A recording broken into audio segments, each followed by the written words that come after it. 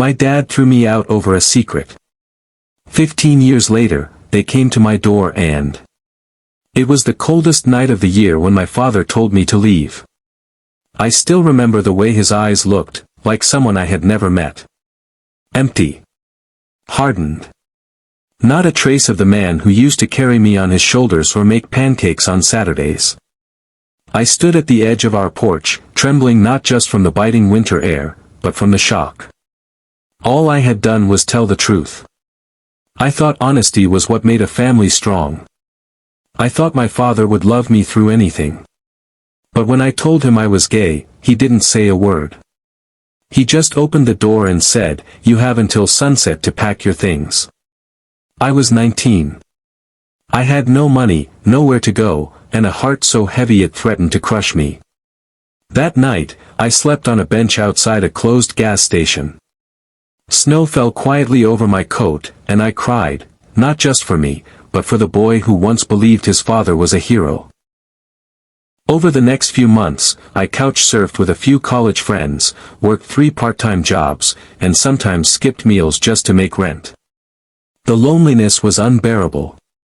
Every holiday, I hoped my phone would ring, hoped he'd say, "Son, come home." It never did. Eventually, I stopped hoping. 15 years passed. I built a life. It wasn't always easy, but it was mine. I moved to Boston, opened a small cafe, and met James, a kind, quiet soul with a smile that made my worst days better. He taught high school English and believed in second chances.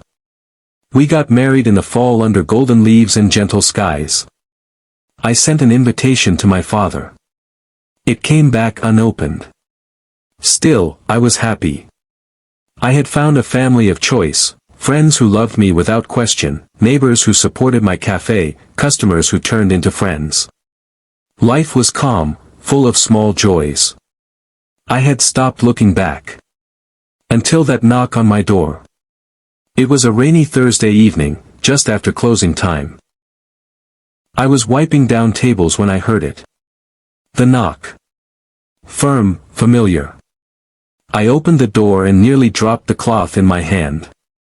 There, on my porch, stood a little girl, no more than 9 or 10, with wide brown eyes and damp curls sticking to her cheeks. Behind her, holding an umbrella, was a woman who looked like she hadn't slept in days. And between them, was my father. Older, thinner, grayer. The lines on his face told stories I hadn't been around to hear. For a moment, no one spoke. Then the woman stepped forward and said, "Are you Caleb?" I nodded, too stunned to answer. "This is your niece, Alina," she said, gently pushing the girl forward.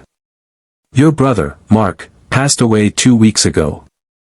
And your father, he's been trying to find you ever since." I stared at them, the words hitting me like hail. My brother. Gone. I hadn't even known he was sick. We were close as kids, but after I left, he stayed. Stayed loyal. Stayed silent. My father finally spoke, voice cracked like dry paper. "I made mistakes, Caleb. So many. I don't expect forgiveness. But I didn't come for me. I came for her. She needs someone. Someone kind. Someone good." Alina looked up at me, eyes full of confusion and quiet sadness. In that moment, I didn't see a stranger. I saw a child lost in a storm, just like I had been. I knelt down and smiled at her. "Do you like hot chocolate?" She nodded slowly. "Come inside," I said, holding the door open. "Let's warm up." We sat in the cafe for hours. I made cocoa with extra whipped cream and let Alina tell me about her favorite books and her cat named Toast. My father said little, but I caught him watching me, eyes soft with something I didn't recognize, regret, maybe. Or shame. Later that night, after they left, I sat alone at the counter. My hands trembled, not with anger, but with a strange ache. I had spent years building walls so I wouldn't hurt anymore. But suddenly, those walls felt like cages. The next morning, I called James. "I think we have a guest for a while," I said. "Alina came to stay with us that weekend. And then the next. And then, she just stayed. Slowly, she bloomed. She painted pictures and taped them to the fridge. She asked endless questions about the world and laughed with her whole body.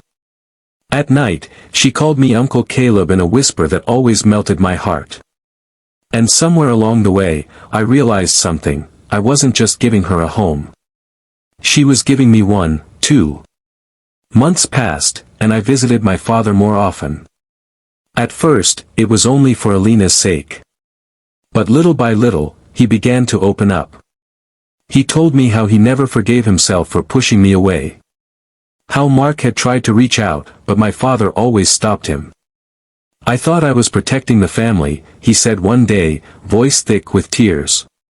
"But all I did was break it. I didn't know how to respond. Some wounds run deep." But one Sunday, as we watched Alina play in the yard, I said, "You can't change the past, Dad. But you can be part of the future, if you're willing to do the work." And he was. He started coming to the cafe on Saturdays. Helped me with repairs. Talked to James, even cracked a joke once. He was still stiff, still haunted, but slowly, something shifted. He showed up. That winter, we spent Christmas together. Our first in over 15 years. There was no dramatic apology, no perfect moment. Just shared stories, laughter, and a warmth that came not from presents or decorations, but from the quiet grace of second chances. I once believed that family was a fixed thing. Blood, loyalty, tradition. But life taught me that family is built, in love, in forgiveness, in the moments when we choose to stay, to show up, to try. Today, Alina is 12. She calls James Papa J and still orders her hot chocolate with extra whipped cream. My father now helps with school pickups and shows up at every recital with flowers in hand. He still doesn't say much. But once, after Alina won a school award, he looked at me and whispered, "You've made something beautiful here, son." I see that now. I squeezed his shoulder and nodded. Because sometimes, that's all you need. My dad threw me out over a secret. But 15 years later, life came full circle, not with perfection, but with possibility. And at my door, where once there had only been silence, now stands laughter, love, and the quiet strength of redemption.